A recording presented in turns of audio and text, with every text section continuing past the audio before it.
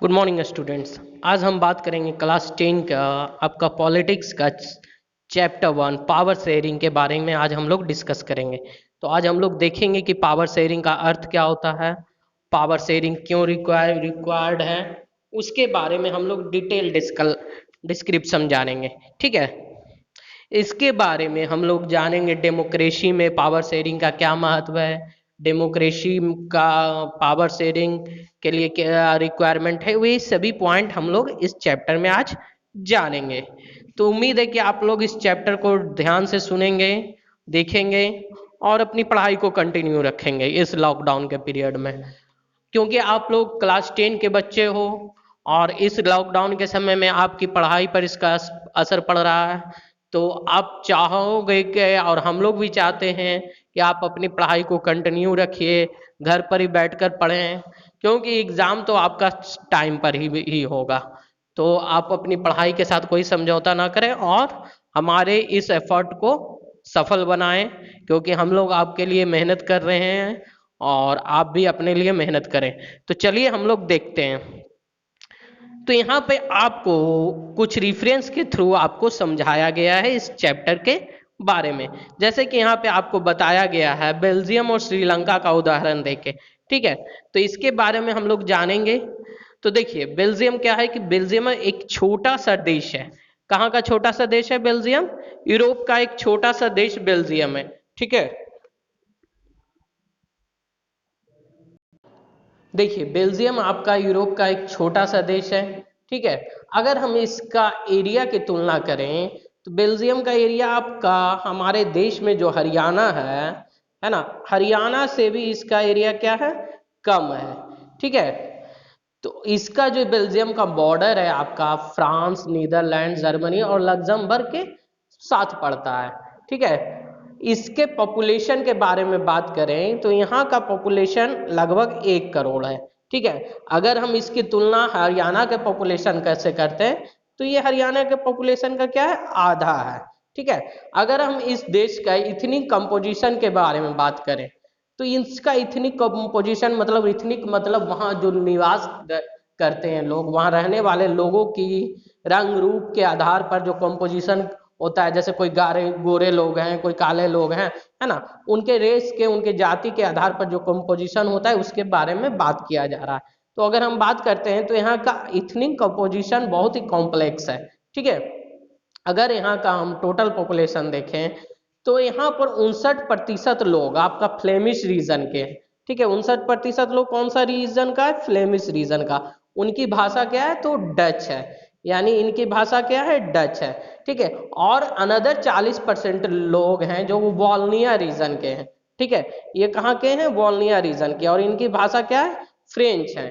और जो 1% लोग बचते हैं वो बेल्जियन है रीजन के, और क्या बोलते हैं, जर्मन। ठीक है, उम्मीद है कि आप लोगों को इतना तक समझ में आ रहा होगा। अगर इनकी राजधानी के बारे में बात करें तो इनकी राजधानी ब्रुसेल्स है, जिसमें 80% लोग फ्रेंच बोलते हैं, जबकि 20% लोग आपका डच बोलते हैं। यानी यहाँ पर रहने वाले लोगों में से 80% लोग आपका फ्रेंच बोलने वाले लोग हैं, जबकि 20% लोग आपका डच बोलने वाले लोग हैं।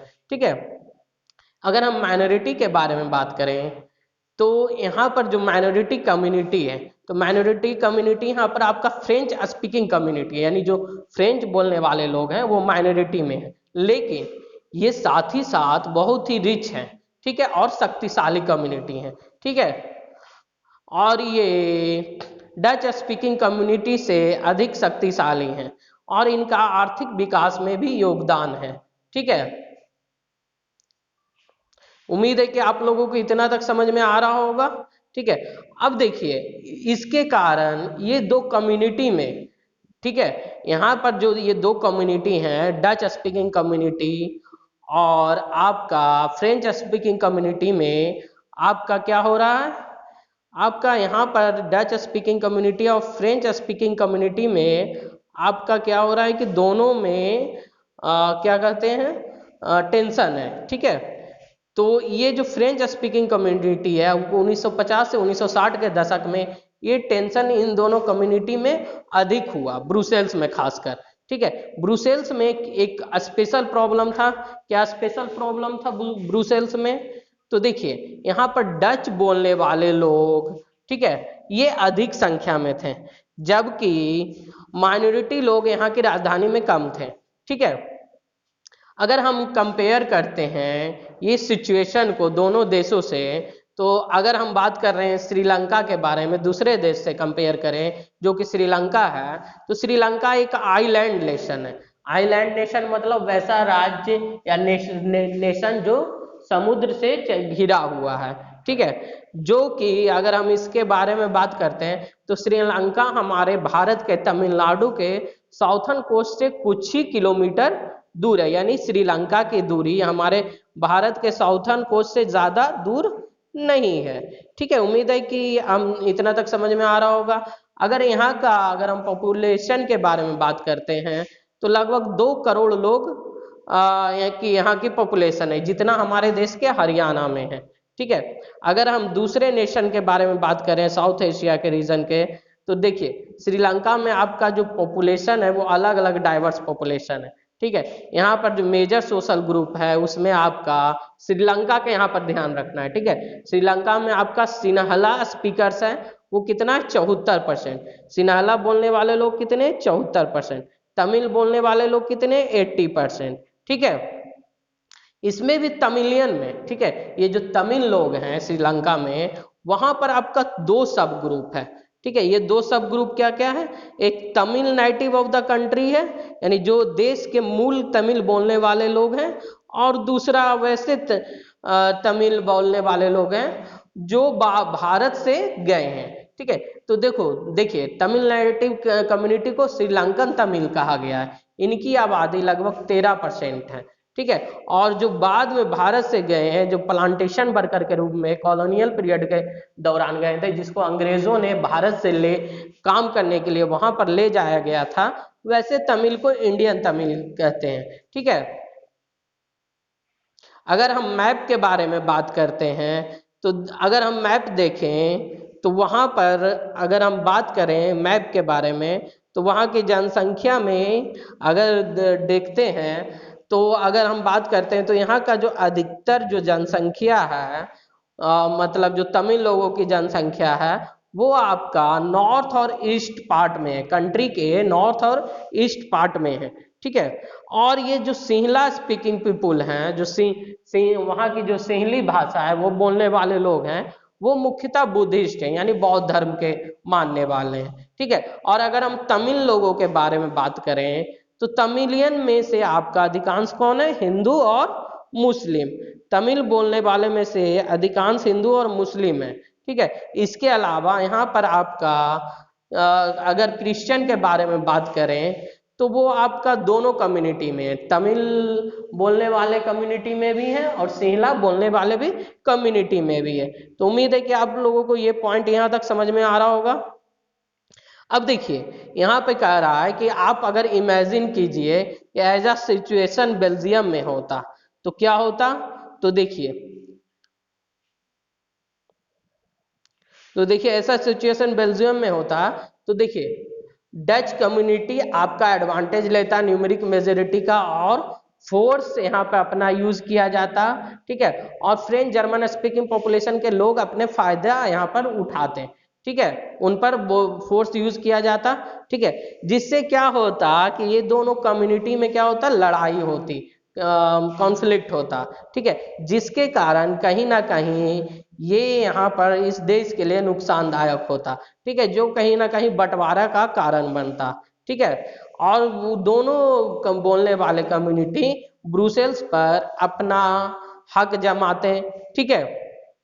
अगर श्रीलंका के बारे में बात करें तो देखिए श्रीलंका में सिंहला कम्युनिटी है, ठीक है, जो कि यहाँ का मेजोरिटी कम्युनिटी है, ठीक है। और वो अपने फायदे का जो भी शक्ति में जो राज्य बहुमत में होता है, जो भाषा के लोग बहुमत में होते हैं, वो जाहिर सी बात है पूरी देश पर अपना क्या करते हैं, अपना कब्जा करने की कोशिश करते हैं। उम्मीद है कि आप लोगों को ये पॉइंट समझ में आ रहा होगा।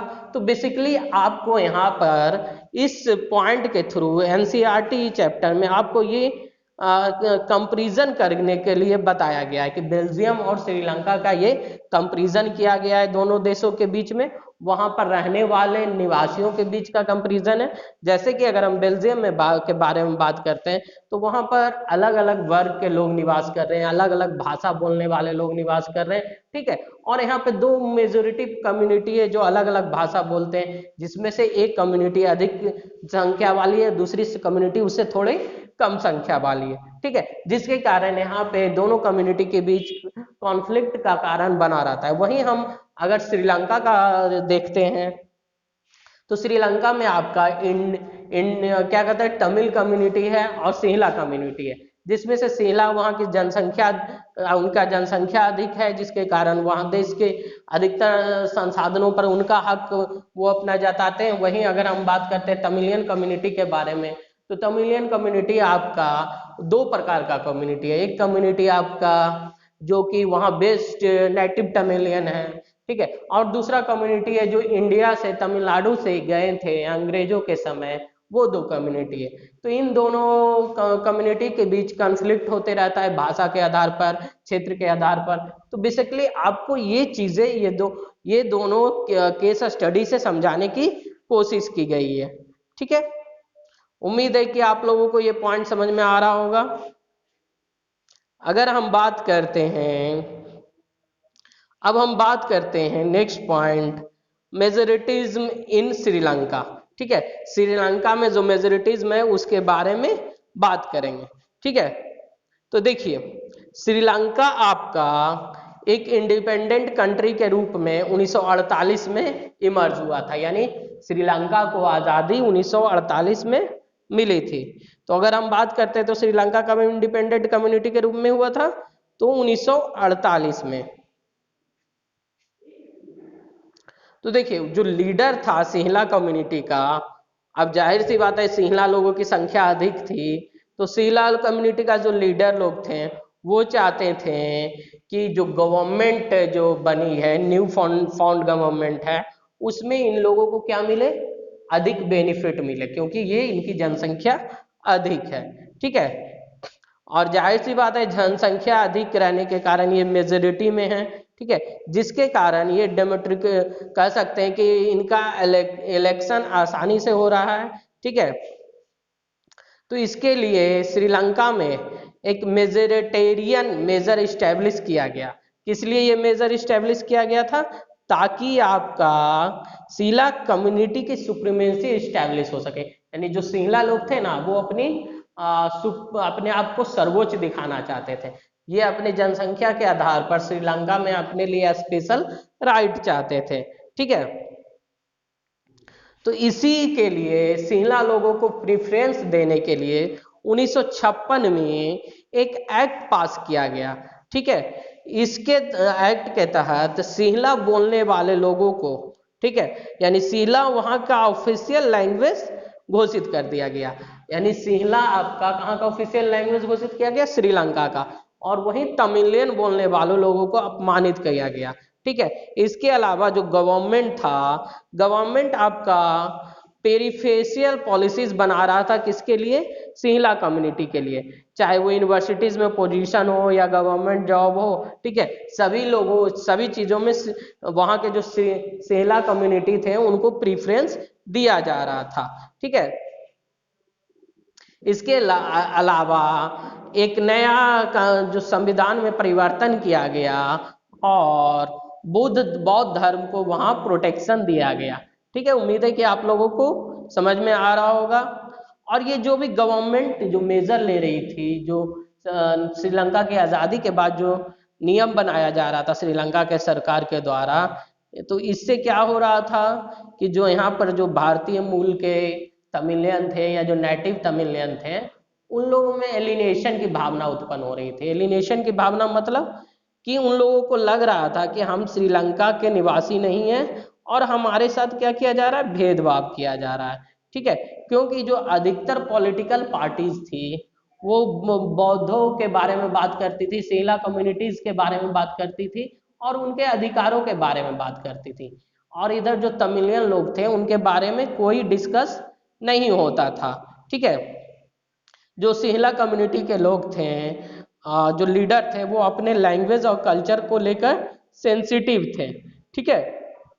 अगर हम बात करें कॉन्स्टिट्यूशन के बारे में, तो देखिए यहाँ जो गवर्नमेंट पॉलिसीज था, वहाँ पर गवर्नमेंट ने और कॉन्स्टिट्यूशन ने इक्वल पॉलिटिकल राइट्स को डिनाई कर दिया था। यहाँ पे इक्वल पॉलिटिकल राइट्स का मतलब होता है कि अगर कोई अधिकार आपको सिंहला कम्युनिटी के लोगों को मिला है, तो वो अधिकार आपको तमिलियन कम्युनिटी के लोगों को मिलना चाहिए। ठीक है, चाहे वो जॉब के क्षेत्र में हो, चाहे अन्य अपॉर्चुनिटीज के क्षेत्र में हो। लेकिन यहाँ पर क्या किया जा रहा था, सिंहला कम्युनिटी और तमिलियन कम्युनिटी के बीच भेदभाव किया जा रहा था। अगर हम जॉब के बारे में बात करते हैं, तो सिंहला कम्युनिटी को तो जॉब में प्रेफरेंस मिल रहा था, लेकिन तमिलियन लोगों के अपॉर्चुनिटीज को इग्नोर किया जा रहा था, जिसके कारण आपका जो दोनों लोगों में बीच में, दोनों कम्युनिटीज के बीच में, सिंहला कम्युनिटी और तमिलियन कम्युनिटी के बीच में लंबे समय के तक भेदभाव की स्थिति रही और लोग एक दूसरे से नफरत करने लगे। अगर हम ये फिगर देखें, अगर हम इस फिगर के बारे में बात करें, तो इस फिगर में आपका इथनिक कंपोजिशन दिया हुआ है। ठीक है, इस फिगर में आपका श्रीलंका कम्युनिटी के इथनिक कंपोजिशन दिया हुआ है। अगर हम येलो डॉट देख रहे हैं, तो येलो डॉट आपका बता रहा है सिंहलीज लोग हैं, यानी ये आपका बता रहा है कि श्रीलंका में सिंहलीज लोग का निवास स्थान। वहीं हम लोग ऑरेंज डॉट देख रहे हैं, तो वो आपका श्रीलंकन तमिल बता रहा है। ठीक है, और श्रीलंकन तमिल मतलब जो श्रीलंका में जो पहले से तमिलियन निवास कर रहे हैं। और वहाँ पर आप हम ब्राउन डॉट देख रहे हैं, तो वो इंडियन तमिल है। ठीक है, ये इंडियन तमिल को रिप्रेजेंट कर रहा है। और जो डैश है वो आपका मुस्लिम लोगों को रिप्रेजेंट कर रहा है। तो ये श्रीलंका का इथनिक कम्युनिटीज है। ठीक है, उम्मीद है कि आप लोगों को ये पॉइंट समझ में आ रहा होगा। अब हम बात करेंगे, तो देखिए ये जो भेदभाव किया जा रहा था सरकार के द्वारा, सिंहला कम्युनिटी को प्रेफरेंस देकर तमिलियन लोगों को नाराज करके, तमिलियन लोगों को डिसरिगार्डेड करके, इससे के कारण सिंहला कम्युनिटी और तमिलियन कम्युनिटीज के बीच में आपका क्या कह सकते हैं कि लड़ाई की स्थिति थी, मतभेद की स्थिति। ठीक है, तो इसी दौरान श्रीलंकन तमिलियन लोगों ने अपने अधिकारों के लिए, ठीक है, अपने अधिकारों के लिए इन्होंने अलग पार्टीज की स्थापना की और इन्होंने तमिल को आपका क्या बनाने, ऑफिशियल लैंग्वेज बनाने के लिए क्या किया, आंदोलन चलाया। ये लोग आपका रीजनल ऑटोनॉमी मांगते थे और इक्वलिटी मांगते थे, चाहे वो आपका एजुकेशन के क्षेत्र में हो या जॉब में। जैसा कि मैंने पहले बताया है कि जो श्रीलंकन गवर्नमेंट था, उन्होंने सिंहला कम्युनिटीज को प्रेफरेंस दिया था, चाहे वो जॉब में हो चाहे एजुकेशन में हो। तमिलियन लोगों के साथ भेदभाव किया जा रहा था, तो इस भेदभाव से नाराज होकर तमिलियन लोगों ने अपना अलग राजनीतिक पार्टी बनाया। इस पार्टी का मुख्य मांग था आपको एजुकेशन और जॉब में प्रेफरेंस देना। लेकिन वहां पर जो ये पार्टी का तो निर्माण हुआ, लेकिन बहुत सारे तमिलियन थे जो मतलब जो प्रोविजंस मांग रहे थे, इस मतलब इनका अपना अपना क्षेत्र इन लोग चाहते थे श्रीलंकन गवर्नमेंट से। तो लैंग्वेज और जॉब के लिए तो ये तैयार, बहुत सारे लोगों ने सपोर्ट किया, लेकिन अलग अलग प्रोविजंस के मामले में इन्होंने इसका डिनाई किया। ठीक है, अब हम बात करते हैं 1980 में यहाँ पे बहुत सारा पॉलिटिकल ऑर्गेनाइजेशन फाउंड किया गया। ठीक है, पॉलिटिकल ऑर्गेनाइजेशन जो तमिलियन लोगों के द्वारा फाउंड किया गया था।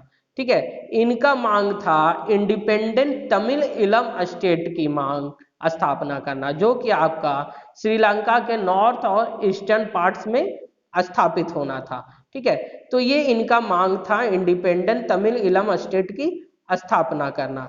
ठीक है, अब देखिए जो मतभेद था ये दो कम्युनिटीज के बीच में, सिंहला कम्युनिटीज और आपका तमिलियन कम्युनिटीज के बीच में, ये मतभेद धीरे धीरे आपका बढ़ने लगा। ठीक है, और ये आपका मतभेद एक बड़े मतलब लड़ाई की ओर, आगे की ओर अग्रसर हुआ। ठीक है, ये एक प्रकार का गृह युद्ध में तब्दील हो गया। ठीक है, ये मतभेद जल्दी गृह युद्ध में तब्दील हो गया, जिसके कारण बहुत सारे हजारों लोग, ठीक है, दोनों कम्युनिटीज के, चाहे वो आपका सिंहला कम्युनिटीज हो चाहे आपका तमिलियन कम्युनिटीज हो, हजारों लोग इस गृह युद्ध में मारे गए। ठीक है, बहुत सारे लोगों को जबरदस्ती श्रीलंका को छोड़कर जाना पड़ा, उन पर दबाव बनाया गया कि वो श्रीलंका को छोड़ दें। ठीक है, और उनको रिफ्यूजीज के रूप में घोषित कर दिया गया, बहुत सारे लोग की मार दिया गया। ठीक है, जो कि कहीं ना कहीं उनको जीवन संचालित करने के लिए एक समस्या उत्पन्न हो रही थी। जैसा कि आप चैप्टर 1 में इकोनॉमिक्स का अगर आप पढ़ेंगे तो उसमें हम लोग इसके बारे में डिस्कस करेंगे। ठीक है, अगर हम बात करते हैं श्रीलंका का इकोनॉमिकल डेवलपमेंट के बारे में, तो एजुकेशन और हेल्थ के बारे में, तो श्रीलंका का आर्थिक विकास, एजुकेशन और हेल्थ बहुत अच्छा था आज़ादी के बाद। लेकिन जब ये दो कम्युनिटीज के बीच, श्रीलंकन कम्युनिटीज और तमिलियन कम्युनिटीज के बीच जो सिविल वार हुआ, जिससे क्या हुआ कि श्रीलंका के आर्थिक विकास पर भी बुरा असर पड़ा। ठीक है, जिससे सोशल, कल्चरल और इकोनॉमिक लाइफ प्रभावित हुआ। यानी कहीं ना कहीं ये जो जो कॉन्फ्लिक्ट था वो कहीं ना कहीं श्रीलंका को पीछे की ओर ले गया, इसका डेवलपमेंट पर बुरा प्रभाव पड़ा और ये कॉन्फ्लिक्ट आपका 2009 में समाप्त हुआ। तो उम्मीद है कि आप लोगों को ये पार्ट समझ में आया होगा। आज हम लोग डिस्कस किए आपका मुख्यतः आपके इस चैप्टर का 3 पॉइंट। ठीक है, पहला पॉइंट हम लोग ने डिस्कस किया बेल्जियम और श्रीलंका के बारे में, इथनिक कंपोजिशन के बारे में हम लोगों ने बात किया। फिर हम लोगों ने श्रीलंका और श्रीलंका में जो तमिलियन और सिंहली कम्युनिटीज के बीच जो भेदभाव था, मतभेद था, उसके बारे में बात किया। फिर मेजोरिटीज इन श्रीलंका के बारे में डिस्कस किया। ठीक है, नेक्स्ट डे हम लोग डिस्कस करेंगे एकोमोडेशन इन बेल्जियम के बारे में। ठीक है, तो ये आपका इस चैप्टर का पार्ट 1 था। उम्मीद है कि आप लोगों को टॉपिक समझ में आया होगा। अगर कोई भी कंफ्यूजन हो और दिए गए टॉपिक से रिलेटेड, तो आप हमें हमारे कमेंट बॉक्स में या आप अपने स्कूल के ग्रुप में भी आप लोग पूछ सकते हैं। तब तक के लिए धन्यवाद, मिलते हैं नेक्स्ट वीडियो में।